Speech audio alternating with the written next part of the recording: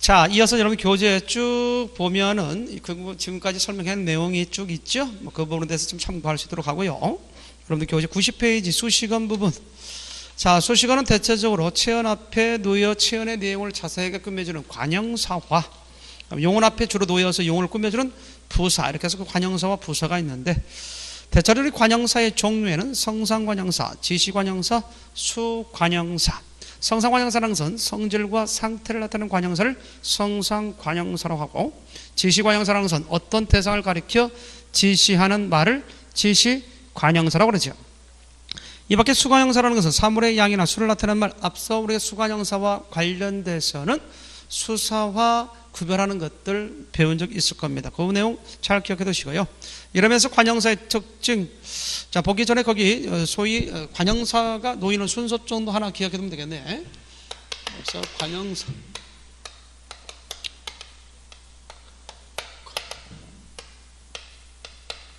자, 관형사가 놓이는 어떤 순서는 지수성으로 놓으면 돼요. 지수성에다 따라서 저, 두, 헌, 신 할 때 이때 저라고 하는 것을 지시관형사, 두를 수관형사, 그 다음에 성, 헌을 성상관형사, 성질이나 상태를 나타내는 관형사를 성상관형사라고 하죠. 뭐 그런 점에서 기억을 해두시면 되겠고요. 자, 이 밖에 이제 관형사의 특징과 관련돼서 반드시 체언 앞에 놓여 그 체언을 꾸민다는 점, 어떠한 조사도 붙들 수 없다, 활용하지 않으므로 어간 어미로 나누지 않고 시제도 없다는 점, 문장 선물은 관형어로만 쓰인다는 사실을 좀 기억해 두시고요. 앞서 관형사와 대명사 구별에 대해서는 설명을 좀 했죠. 그걸 바탕으로 해서 좀 기억을 해두면 되겠습니다. 자, 특별히 이제 이와 같은 것과 관련해서 생각해 두면은, 대체로 이 사람이 저 학생을 도와준 그 신사다 할 때 이 관형사, 저 관형사, 그 관형사죠. 그러나 이와 같은 일에 그처럼 열심히 하니 그는 훌륭하다 할 때 이, 그, 다음에 각각 조사가 붙었죠. 이때는 대명사로 취급한다는 사실을 기억할 필요가 있습니다. 앞서 관형사와 수사의 구별에 대해서도 얘기했는데, 관형사, 수관형사로 쓸 때는 뒤에 조사가 붙을 수가 없다 그랬고, 수사로 쓰였을 때는 조사가 붙을 수 있다고 했죠. 따라서 다섯 학생이 걸어온다 할 때 다섯이 뒤에 학생을 꾸미는 관형사로 쓰였다면, 다섯이 넷보다 많다 할 때 각각 다섯이나 그 뒤에 오는 넷도 전부 다 수사로서 이해될 수 있다는 것도 기억해 둘 필요가 있습니다. 특별히 그 한자와 관련돼서 전미사, 그 말과 결합된 말을 관형사로 만들어주는 것이 있습니다. 대표적인 것 중에 하나가 적과 적이라는 것이 있는데, 한자와 적이 있습니다. 주로 이건 전미사로서 그 말과 결합된 말, 특히 한자를 관형사로 만들어주는데, 이 적과 붙은 말이 품사를 통용하는 경우가 있습니다. 품사를 통용하는 경우가 있다. 그래서 이 부분에 대해서 좀 기억을 좀 해둘 수 있어야 되겠지 않겠는가? 품사를 통용하는 게 있는데, 대체로 한자허 다음에 이런 적과 결합된 말, 한자 다음에 적과 결합된 말 다음에 환경에 따라 다르는데, 뒤에 조사가 오느냐, 아니면 명사가 오느냐, 아니면 대체적으로 용언이 오느냐에 따라서 한자 플러스 적과 결합된 말의 품사가 다름을 확인해 볼 수 있습니다. 자, 한자 플러스 적 다음에 조사가 왔을 때는 뭘로 취급하느냐, 이때 한자 플러스 적을 명사로 취급합니다. 이때 조사로서 우리 가장 대표적인 게 뭐가 있냐면 이다가 있다든가 또는 인이 있다든가, 그렇죠? 또는 우리가 얘기했을 때 한자 플러스 적 다음에 이다나 인, 그 다음에 또는 부사격 조사 관련해서 의로 같은 것, 그래서 서적격 조사 이다와 그 이다의 활용형인 인이 붙거나 아니면 의로 가면 대체적으로 명사로 취급한다 라고 하면 되겠고, 뒤에 이제 명사가 바로 왔을 때는 뭘로 취급하느냐, 그 명사를 꾸미는 관형사로 취급한다는 점. 용언이 왔을 때는 그 용언을 한정하는 부사로 이해된다는 점. 그래서 우리가 한번 생각해 보면 이렇게 되겠죠.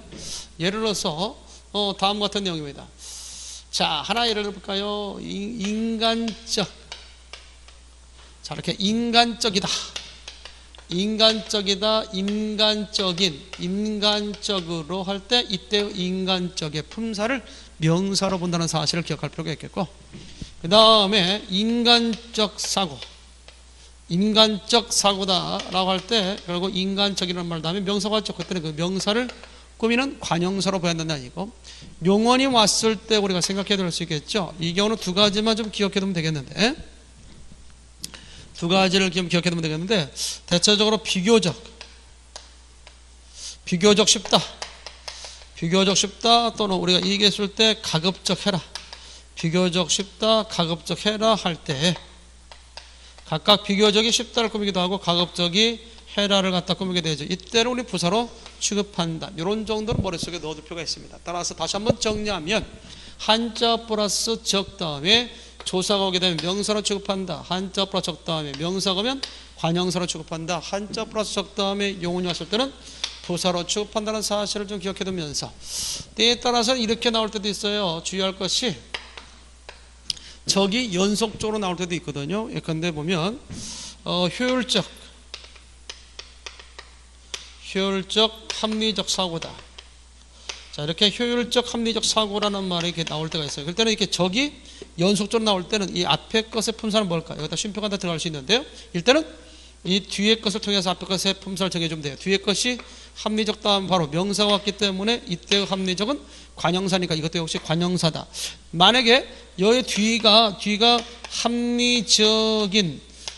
합리적인 사고일 때 이렇게 인이 붙었다. 그러면 이때의 효율적의 품사는 명사로 취급해야 되겠죠. 따라서 적이 연속적으로 나오실 때는 뒤에 것의 품사를 통해서 앞에 것을 정해주면 된다. 그런 정도로 생각해 두면 되겠습니다.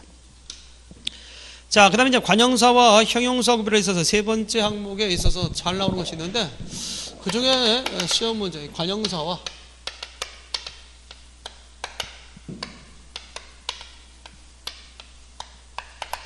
자, 관형사와 이렇게 해서 형용사와 관련돼서 생각해 둔 가운데 다음 같은 것을 들을 수 있습니다. 그 중에 가장 심히 잘 나오는 게 다른의 문제거든요. 다른에 대해서 일단 별 3개 정도 해 놓기 바랍니다. 다른에 대한 품사와 관련돼서 얘기했을 때 다른은 다를 이자의 의미로 쓰이느냐 다를 타자의 의미로 쓰이느냐에 따라서 다를 수 있는데 다를 이자로 쓰일 때는 역시 문장 내에서 서술어 기능을 합니다. 문장 내에서 서술어 기능을 하면서 이것이 다르다의 활용형으로 쓴 거죠. 다르다라는 용언의 어간의 다르에 관형이 하면 니은이 결합된 일종의 관형사형으로 쓰인 것이다 라고 보면 되겠습니다. 반면에 다를 타자의 의미로 쓰일 때는 서술어 기능을 할 수가 없습니다. 그러면서 좀 문맥 쪽에서 딴의 의미로 쓰이는 거죠.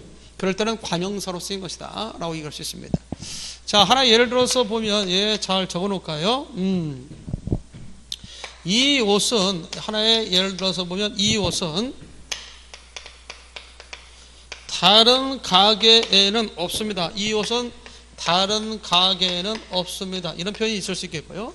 또 하나 할 수 있는 가운데 나는 영희와 성격이 다른 사람이다. 성격이 다른 사람이다. 이런 식이 있을 때 똑같이 다른이 들어가 있죠. 자, 이때 이 옷은 다른 가게는 없습니다 할 때 이 옷은 다르다는 뜻에 있어서 이 다르다가 이 옷에 대해서 서술하기는 할 수가 없지요. 그러니까 이때의 다른은 딴의 의미로서 다를 타자. 이때의 가게를 꾸미는 관형사로 봐야 되겠지. 이때는 관형사로 봐야 된다. 반면에 나는 영희와 성격이 다른 사람이다 할 때 이때 다르다에 대해서는 앞에 대형들은 주어에 대해서 서술하기는 할 수 있죠. 그러므로 이때의 다르는 품사가 형용사로 봐야 된다는 사실이죠. 똑같은 다른이지만 이렇게 환경에 따라서 품사를 달리한다는 것을 알아둘 필요가 있지 않느냐라고 봅니다. 자, 기억해 두기 바랍니다. 자, 그 다음에 이제 우리 하나 더 한다면 이런 거 위에 이제 우리가 거의 많은 것들을 여러분들 교재에 제시해 놨습니다만은 기억할 수 있는 것이 뭐냐? 접두사와 관형사의 구별이다. 자, 관형사는 단어고 접두사는 단어가 아니기 때문에 둘 다 환경상에 있어서 이렇게 나올 수 있죠. 접두사 다음에도 체연이 올 수 있죠. 명사가 올 수 있고요. 관형사 다음에도 명사가 올 수 있습니다. 그러나 접두사와 명사 사이에는 다른 말이 들어갈 수 없고 관형사와 명사 사이에는 다른 말이 들어갈 수 있다라고 하는 걸 통해서 구분할 수 있습니다. 예컨대 우리가 소위 보면 새신 할 때는 예쁜 신, 새, F인신, 새, 고무신 뭐 할 수 있지 않습니까? 그래서 이 새와 신 사이에 다른 말이 들어갈 수 있으니까 이때요 새는 관형사로 봐야 되겠습니다. 반면에 덧신이라고 하는 말이 있다. 덧신 할 때 이 중간에 다른 말 들어갈 수 있느냐?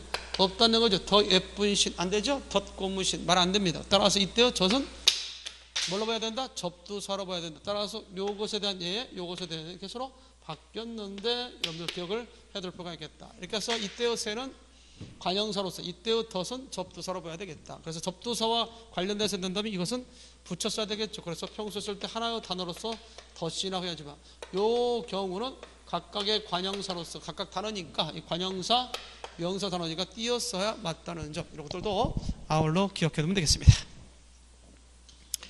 자, 그런 것들은 이제 우리가 대개 이해할 수 있겠다. 자, 더러는 우리가 어떤 문제와 관련돼서, 그래서 여러분 교재 92페이지에 보니까 그 니은 부분에 나왔죠. 젖꽃은 누가 심었을까? 자, 이때 저가 이제 지시관형사 아니겠습니까? 그래서 저 예쁜 꽃은 누가 심었을까? 예쁜이라면 들어갈 수 있다. 그런데 맨발로 들어오지 마시오 할 때, 맨발 사이에 맨 예쁜 발로 들어오지 마시오라고 할 때 맨은 접두사기 때문에 그 뒤에 다른 말에 끼어들어갈 수 없다는 것을 보여주고 있습니다. 거기에 대해서 좀 기억을 좀 해두는 게 좋지 않겠는가 보고요. 자, 그 다음에 우리가 기억할 수 있는 가운데 그 밑에 한에 대한 이야기 좀 해볼까요? 한. 이 한이라는 말이 하나 또는 같은, 대략 어떤이라는 뜻을 나타낼 때는 관형사로 쓰인다는 것 한 번만 알아주세요. 하나의 의미를 갖고 있고요. 우리는 한 학교에 다닌다 할 때 같은 학교에 다닌다라고 할 때 이와 같은 것으로서 관형사로서 이와 같이 띄어 쓴다는 사실도 알고 있으면 되겠고요. 그 다음에 글쎄 한 열을, 대략 열을 그릴까 이럴 때 이때 한이란 말도 역시 대략의 의미일 때, 또 한 남자, 어떤 남자가 찾아왔을 때도 역시 관형사로서 띄어 쓴다. 자, 그러나 니은처럼 두세, 즉 수관형사로서의 두나 세로 바꿀 수 없는 말에는 접두사로 쓰인 것이기 때문에 붙여 쓴다. 그래서 한복판, 한가운데, 한중간, 한허리, 한길, 한밤중, 한미천, 한여름, 한거울, 한겨울 이런 것들 전부 다 붙여 쓴다는 것들도 아울러 기억을 해야 되겠습니다. 그래서 특히 이런 문제는 어디서 많이 나오냐면 띄어쓰기 부분에서 많이 나오니까요. 그런 부분 별 표시해놓고 좀 기억을 좀 해두는 게 좋지 않겠는가 봅니다. 자, 이 밖에 우리 기억할 수 있는 것이 있습니다. 거기 새도 마찬가지인데 새로운 우리가 소위 보면 거기 얘기할 수 있는 것이 있죠. 낡지 않은, 새로운이나 낡지 않은 이라는 뜻을 낡지 않은, 그렇게 합시다. 새로운이나 낡지 않은 이라는 뜻을 나타낼 경우는 관형사로서 띄어 쓴다라고 하는 걸 기억하면 되겠습니다. 그래서 새술은 세부대할 때 각각 새가 새롭다라는 의미 또는 낡지 않은 이라는 뜻을 나타낼 때는 관형사로서 띄어 쓰고요. 헌과 바꾸어 말이 되지 않을 경우에는 접두사로부터 붙여 쓴다고 얘기했습니다. 그래서 새해, 헌해, 세달, 헌달 하지 않죠. 그렇기 때문에 이런 경우는 한 단어로 붙여 쓴다는 것. 특히 이런 부분은 띄어쓰기와 연관지어 잘 나오니까요. 반드시 기억해 두면 합니다. 자, 이 밖에 예시라는 말도 있습니다. 예시, 지나간 때, 예전이라는 뜻을 나타낼 때는 관형사로서 띄었습니다. 앱 기억을 그대로 간직하고 있다라고 할 때 예전 관형사로 띄었었지만 일부 명사에 붙어 접두사 쓸기를 붙였습니다. 그래서 옛날, 애적, 옛말, 옛일, 애적, 옛사랑, 옛이야기를 붙여 쓴다는 것도 기억을 해둬라. 자, 그러면서 예라는 말이 옛날과 애적의 뜻을 나타내는 예가 명사로 쓰이는 경우 있죠. 그때 명사로서 다음과 같이 예부터 예스러운 그렇게 쓸 수 있다는 것도 알면 되겠습니다. 특별히 기억할 수 있을 때 이것을 갖다가 예부터 한다든지 그다음에 애스러운 이런 식으로 쓰게 되면 틀린다는 사실을 좀 기억할 필요가 있겠죠. 자, 그 다음에 첫이라는 말과 관련돼서도 알아둬요. 둘째, 셋째 등과 바꿔 쓸 수 있을 경우는 관형사로서 띄었습니다. 첫 공연부터, 첫 만남부터 이렇게 해서 대체적으로 둘째나 셋째와 바꿔 쓸 수 있을 때는 첫을 관형사로서 띄어 쓰지만, 그런데 둘째나 셋째 등과 같이 바꿔 쓸 수 없을 때는 한 단어도 굳이 골라서 붙여 써야 됩니다. 첫설이, 첫눈, 첫사랑, 시험이 잘 나왔죠. 첫새벽, 첫날밤, 첫아들, 첫봄, 첫가을, 첫머리, 첫인상 다 붙여 쓴다는 사실, 이런 부분은 특히 띄어쓰기와 관련돼서 시험이 잘 나오니까 우리 수험생 여러분들 확실히 기억해 두기 바랍니다.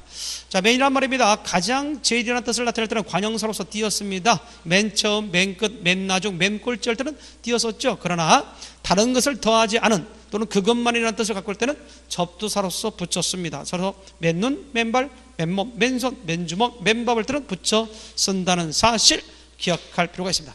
자, 여기까지가 이제 뭐에 대한 이야기? 관형사. 특히 관형사. 이때 우리가 접두사와 관형사를 구별하면서 접두사는 붙여 쓰고 관형사는 띄어 쓰기 때문에 특별히 이 부분 띄어쓰기 부분으로서 시험 문제 잘 나오니까요, 반드시 철저하게 학습해 두시기 바랍니다. 자, 부사입니다.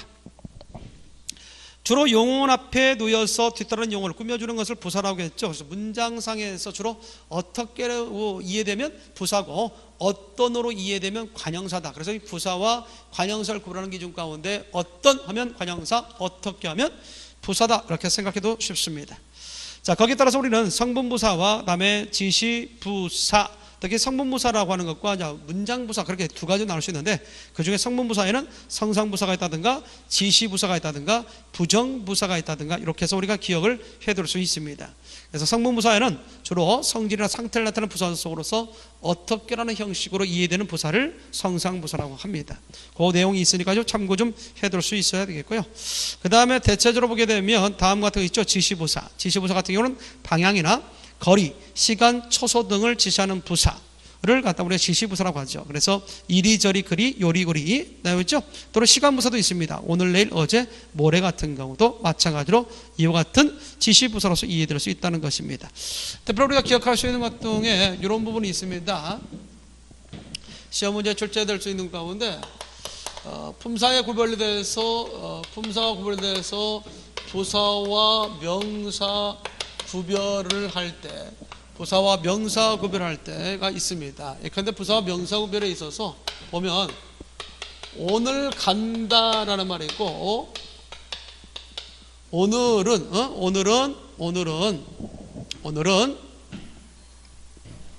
오늘은 날씨가 맑다. 자, 날씨가 맑다에 대해서 이것이 주어 역할을 하고 있지 않습니까? 그래서 이때 오늘과 이 오늘은 차이가 난다라는 겁니다. 오늘 간다, 내가 오늘 간다 할 수 있잖아요. 그래서 이 오늘이란 말이 뒤에 간다를 꾸미기 때문에 이때는 부사로 취급되지만, 이때의 오늘이라고 하는 것은 명사로 취급된다는 사실을 좀 기억할 필요가 있겠다. 또 하나 우리가 기억할 수 있는 것이 있어요. 품사와 관련돼서 생각할 수 있는 것이 다음 같은 것이 있죠. 부사와 대명사를 구별할 줄 알아야 되겠다 했죠. 이것은 앞서 대명사 부분에서 설명한 적이 있었을 거예요. 그래서 다음 같은 경우가 있을 것입니다. 여기라는 말이 있다든가 저기라는 말이 있다든가 거기, 여기저기 거기, 거기에 대해서 얘기한 적이 있었죠. 그래서 대체적으로 봤을 때 이렇게 써야 되겠네요. 이 여기저기 다음에 조사가 왔느냐, 여기저기 거기 다음에 바로 여기에 용언이 왔느냐에 따라서 품사를 좀 구별할 수 있어야 되겠다. 이렇게 해서 여기저기 거기 다음에 조사가 오게 되면 이때는 대명사로 취급하게 되고, 여기저기 거기 다음에 용언이 오면 그 용언을 한정하는 부사로 취급돼야 된다는 사실을 기억할 필요가 있습니다. 그래서 하나의 예를 들어서 우리는 다음같이 예를 들어서 설명할 수 있죠. 이쪽 파트, 이쪽 부분에 통해서 설명을 좀 하도록 할까요? 자, 여기가 내 집이다. 여기가 내 집이다. 자, 여기가 내 집이다. 내 집이다. 뭐가 여기가 주어적인 역할을 하면서 여기였었죠. 뒤에 조사가 붙었죠. 이때는 여기를 대명사로 취급한다는 얘기입니다. 자, 그런데 다음같이 그 물건을 여기 놓아라. 그 물건을 여기 놓아라 라고 쓸 때 있죠. 그 밑에 여기라는 말은 뒤에 노타를 꾸미는 뭘로서 부사로 취급한다는 것. 따라서 환경에 따라서 품사를 달리하는 부분에 대해서 반드시 숙지할 수 있어야 되지 않겠는가 봅니다. 자, 그런 내용에서 이제 생각해 두면 되겠죠. 그런데 여기서 좀 더 심화적인 차원에서 하나 기억해 둘까요? 자, 그 부분에 대해서 우리 생각해 둘 가운데 일이라는 말이 있어. 일이다, 그리다, 그 다음에 절이라는 말이 있는데, 이런 말들에는 뒤에 다음같이 이리 가면이라는 말이 있겠고, 또는 하나를 예를 들어서 이리로 가면 이런 말이 나올 때 할지라도 이때 부사 다음에 조사가 붙으면 명사로 취급할 수, 즉 대체 말해서 대명사로 취급할 수 있다고 했는데, 여기는 이리 가면이나 이리 다음에 조사가 붙었다 할지라도 이때 이것을 자체를 뭘로 취급하는? 다 부사로 취급합니다. 이것도 부사고 이것도 부사다는 사실을 잊지 말기 바랍니다. 자칫 이리를 갖다 이때 이리를 대명사로 취급하면 안 된다는 사실 다시 한번 꼭 확인해 두면 바가 있다. 자, 이 밖에 이제 부정부사, 우리 국어에 이제 부정부사로서는 안과 못이 있다. 대체로 의지를 부정할 때는 안을 쓰고 능력이나 장애와 관련될 때는 못을 쓴다는 사실 기억할 수 있죠. 그러므로 이때의 안과 못은 원래 부정부사이기 때문에 그 뒤에 이어지는 용언과 띄었어야 맞습니다. 그거 좀 알고 있어야 되겠어요. 그래서 그 밑에 부정부사 관련돼서 밑에 보니까 저리 못 달리는 자동차는 처음부터 할 때 못 뛰고 달리다 썼죠. 자, 그러면 안 돼 할 때도 역시 되어의 준말로서 띄었어야 된다는 사실이고, 이번에도 안 됐다 할 때도 분명히 띄었습니다. 또 때에 따라서는 되는 되어의 준말로서 되다가 아니고 기본형은 되다인데 되어 먹지, 이거 조심해야 됩니다. 되 먹지 않은 사람 할 때 되어 먹지 않다는 뜻이기 때문에 되오의 형태로 써야 된다는 거죠. 그런 점에서 주의를 좀 해두면 되겠습니다. 다시 말해서 무슨 말이냐면 되먹지 않는 사람 이렇게 해서 되먹지 않는 사람 이렇게 쓰면 안 된다. 되어 먹지의 줄임말이기 때문에 되어 먹지 준말이기 때문에 되어 먹지, 따라서 이 되가 되 형태로 된다는 얘기죠. 이런 부분에 대해서 주의를 좀 해둘 수 있어야 되겠다는 것입니다. 이런 부분이 우리가 시험에 나올 수 있습니다. 알겠죠? 잘 정리해 두면 하겠습니다. 되어 먹지 잘 정리해 두시고요. 자, 이렇게 하다 보니까 뭐 개 짖는 소리도 같이 녹음되어 들어갈 수 있겠는데요. 자, 어쨌든 우리 촬영하는 강의실 옆에 또 개를 키우는 데도 있는가 보죠. 자, 되어 먹지와 관련해서 참고해 두면 되겠습니다. 자, 그 다음에 그 밑에 보니까 다음 같은 내용들이 나옵니다. 예를 들어서 다음 일현상 따위가, 그거 한번 박스에 놓을까요? 그 중간 부분에 일현상 따위가 좋게 이루어지지 않다, 사람이 훌륭하게 되지 못하다, 또 일정한 수준이나 정도에 이르지 못하다, 섭섭하거나 가엾어 마음이 언짢다, 근심이나 병 따위로 얼굴이 많이 상하다는 뜻을 나타낼 때는 한 단어로 취급해서 붙여 써야 한다는 겁니다. 예컨대 경기가 안 좋아서 장사가 잘 안 된다 할 때 안 좋아서는 띄었었지만 뒤에 장사가 안 된다 할 때는 붙였죠. 그거 잘 놔두시고요. 또한 자식이 안 되길 바라는 부분은 없다 할 때 안 되기, 잘못되는 것, 이렇게 훌륭하게 잘하지 못하는 것 이럴 때 안 되기도 역시 붙여 써야 된다는 사실. 혼자 보내기가 안 됐다 할 때는 안타깝다는 의미죠. 그러니까 붙여 써야 된다는 사실, 이런 경우에 있어서 기억해 둡니다. 따라서 앞서 얘기했던 경우를 제외한 나머지는 안과 못은 띄어 써야 된다는 사실을 기억할 필요가 있습니다. 자, 이 밖에 우리 문장부사가 있습니다. 문장부사에는 말하는 사람의 태도를 나타내는 서법부사와 문장을 연결해주는 접속부사가 있는데, 대체로 서법부사, 다른 말로 양태부사라고 얘기하죠. 가령, 만일, 설령, 아마, 아마도, 과연, 다행히, 제발 등이 대체적으로 양태부사 또는 다른 말로 서법부사로서 전체 문장을 꾸며주는 부사로 쓰인다는 것이죠. 예컨대 가령 철수가 다시 온다면 받아줄 수 있느냐, 가령 있느냐, 전체를 한정한다는 점에서 문장부사. 더러는 시험 문제 어떻게 출제될 수 있어요? 이와 같은 문장부사와 앞서 얘기했던 성분부사를 가름하는 기준, 가름하는 그런 문제가 시험 문제 출제되기도 합니다. 그런 부분에 대해서 좀 몇 가지만 알고 있다면 되겠죠. 아마 뭐뭐 했을 것이다, 전체 문장이 걸리죠. 따라서 아마 역시 양태부사, 문장부사로서 쓰였다는 사실을 알 수 있습니다. 자, 이와 관련해서 말하는 이의 태도를 나타내는 양태부사로는 다음과 같은 것들이 있다. 과연, 정말, 실로, 물론, 모름지기도, 또는 설마, 하물며, 제발, 부디, 아무쪼록, 이런 것들이 전부 다 문장부사로서 쓰일 수 있다는 것도 기억해 두면 되겠습니다. 자, 이 밖에 우리가 기억할 수 있는 내용 가운데 이런 부분에 대해서 좀 한번 생각해 봐야 되겠네요. 접속부사라는 말이 있습니다. 이 접속부사는 그리고, 그러나, 그런데 또, 그러므 등이 접속부사가 되겠습니다. 따라서 접속부사 다음에는 대체적으로 쉼표를 찍지 않습니다. 그래서 문장부 사용과에 대해서 얘기했을 때 접속부사 다음에는 쉼표를 쓰지 않는다는 점. 철수는 집으로 갔다, 그리고 영희는 학교로 갔다 할 때 순적관계로서의 그리고, 철수는 공부를 열심히 했다, 그러나 시험에 떨어졌다, 역적관계로서의 그러나, 철수는 영희를 만났다, 그런데 그 자리에서 인연을 만났다 할 때 전환관계로서의 그런데, 그 다음에 철수는 영어책을 샀다, 또 국어책을 샀다 할 때 첨가관계로서의 또, 철수는 열심히 공부를 한다, 그러므로 대학 입학 시험에 합격할 것이다는 인과관계로서의 또한 접속부사, 그러므로를 쓸 수 있다는 것도 이해할 수 있습니다. 자, 이러한 문장부사는 위치를 자유롭게 옮길 수 있는 경우도 있는데요, 또는 옮길 수 없는 경우도 있겠죠. 가끔 시험 문제 어떤 유형의 문제 나올 수 있냐면 이런 문장부사의 쓰임에 있어서 위치 이동이 자유롭지 않은 것은 뭐냐, 이것은 여러분들이 충분히 결국 같은 우리 한국말을 갖다 쓰고 있는 사람으로서 이 정도는 상식적으로 다 풀 수가 있습니다. 그 사람이 설마 오늘도 늦게 올까? 그 사람이 오늘도 설마 늦게 올까? 그 사람이 오늘도 늦게 올까? 설마 다 쓸 수 있죠. 그런데 그 밑에 다음 같은 경우가 있습니다. 가령 철수가 다시 학교에 갈 수 있다면 열심히 공부할 것이다. 이 가령이라는 문장부사. 자, 이렇게 해서 처음에 쓸 수 있습니다. 그러나 철수가 가령 다시 학교에 갈 수 있다면 열심히 공부할 것이다. 철수가 다시 가령 학교에 갈 수 있다면 열심히 공부할 것이다. 이런 식으로 해서 이 가령의 위치를 바꾸게 되면 좀 더 어색한 문장이 되죠. 이런 경우에 있어서 결국 위치 이동에 제약이 있다라고 이야기하는 겁니다. 그런 정도만 좀 알아두면 되겠고요. 그 밑에 보면 다음 같은 경우와 관련해서 생각할 수 있겠습니다. 파생부사와 관련돼서 제시할 수 있는 가운데 거기 세 번째입니다.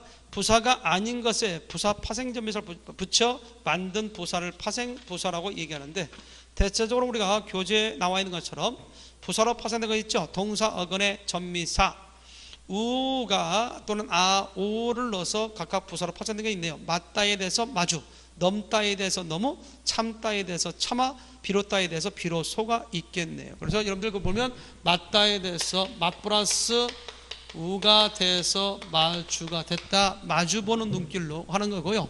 넘 플러스 우 올 때 이것이 너무가 됐다는 사실이고요. 그 다음에 참아 같은 경우도 참했다가 아가 오니까 이게 뭐가 됐어요?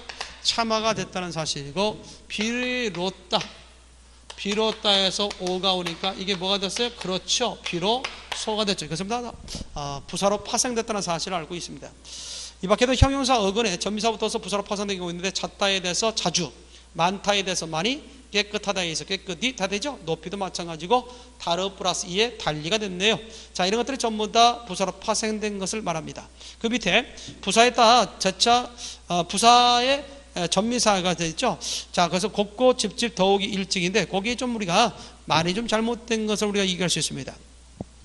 대체적으로 보게 되면 곳곳이 집집이 더욱이 처보 형태의 처보명사라고 좀 써놓을 필요가 있겠네요. 그래서 처보명사 다음에 이가 붙어서 처보명사, 그때 써나요? 부사 잘못됐습니다. 부사 전미사가 아니라 부사 전미사 이렇게 하는 것이 아니라 요거 좀 바꾸어 주실 필요가 있습니다. 하나 예를 바꾸면 이렇게 되겠는데, 그 뒤이죠. 곳곳이 집집이와 더욱이 일지가 있는데, 집집 더욱, 이거 더욱 같은 경우는 물론 부사입니다. 부사에다가 이가 만났으니까 부사 다음에 뭐가 됐다 나왔지? 그렇죠. 이가 되어서 부사 다음에 이것을 우리가 소위 부사와 전미사라고 하죠. 부사와 전미사가 붙어서 됐다는 사실을 알 수 있는데, 이 부분은 우리가 집집 같은 경우는 집집 자체가 하나의 뭐라고 써서 집집 자체가 처보명사입니다. 그러니까 처보명사 좀 써놔요. 좀 거기가 좀 같이 묶어져 있는데 좀 수정을 좀 해주시다. 그래서 이것을 좀 더 여러분들께서 설명해 줄게요. 좀 더 정확하게 한다면 이렇게 두 가지로 나눠놓기 바랍니다. 하나는 뭐냐면 처보명사 다음에 부사와 전미사, 이게 이가 부사와 전미사라고 할 수 있죠. 부사와 전미사 이가 만나서 부사로 파생되는 말. 그래서 일 해서 처보명사 다음에 뭐가 났다? 이를 썼죠. 그 다음에 또 하나 있어요. 집집이 할 때도 마찬가지죠. 집집이 할 때 이를 썼죠. 틈틈이 할 때도 역시 틈틈이라는 처보명사 다음에 이를 썼죠. 그거하고 하나 더 써놓는다면 부사가 제차 부사로 파생된 경우가 있어요. 부사에다가 부사와 전미사가 만나서 되는 경우도 있습니다. 부사와 전미사가 만나서 되는 경우도 있다. 그래서 대표적인 예를 갖다 들으면 일찍이라는 말이 있죠. 일찍이 자체가 일찍 간다 해서 부사니까 일찍이. 그 다음에 더욱 잘한다 할 때 더욱도 부사인데 여기다가 이를 썼죠. 더욱이. 그 다음 오뚝 섰다 할 때 오뚝도 부사인데 여기다가 오뚝이. 이렇게 해서 이런 경우가 부사와 점에서 이가 만나서 부사로 대차 파생된 거고, 이거는 처보명사 이가 붙었다고 써야 되겠죠. 따라서 거기 좀 설명을 거기에 좀 부사로 파생된 것에 대해서 좀 수정 좀 해줄 필요가 있습니다. 자, 이 밖에 명사 다음에 전미사가 붙어서 부사로 파생된 경우도 있죠. 정성껏, 힘껏, 진실로, 정말로, 이런 것들도 알고 있으면 될 것 같습니다. 자, 이런 것들이 상당히 중요한 내용 가운데 하나가 아닌가 생각하고요. 이 깊이라는 말도 대체적으로 부사로 쓸 때도 있고 명사로 쓸 때도 있습니다. 자, 그럴 때 우리가 보게 되면 깊이 있죠. 형용사 어간에 부사와 전미사 이가 만나서 깊이 박다. 시작. 깊이 박다. 그래서 이 부분도 알아둘까요?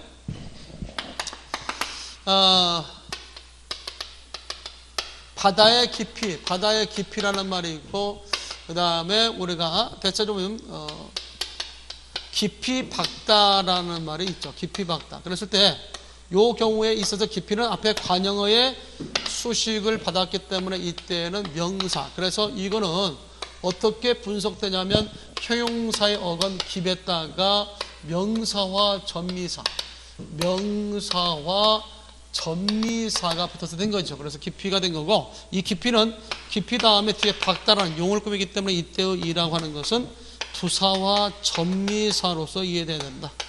부사와 전미사. 그래서 이때의 깊이는 품사가 명사고 이때 깊이는 부사라고 하는 것. 똑같은 깊이지만 품사를 달리한다는 사실도 아울러 기억해 두면 되겠네요. 자, 이런 정도의 이해 간단하게 해 두시고요. 그 다음에 독립어로 넘어가겠습니다. 독립어는 대표 중 하나 있죠. 감탄사에 대한 이야기입니다.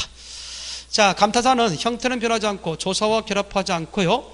문장에서 위치가 비유적 자유롭다는 것과 문장 속에 다른 성분이 얽매이지 않고 독립성을 지닌다는 점.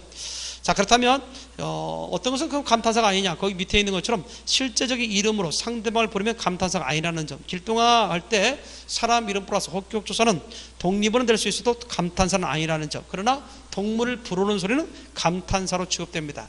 자, 이렇게 해서 감탄사 종류는 감정표시 감탄사를 할지 아니면 의지표시 감탄사 또는 호응표시 감탄사 전부 다 감탄사로 취급됩니다.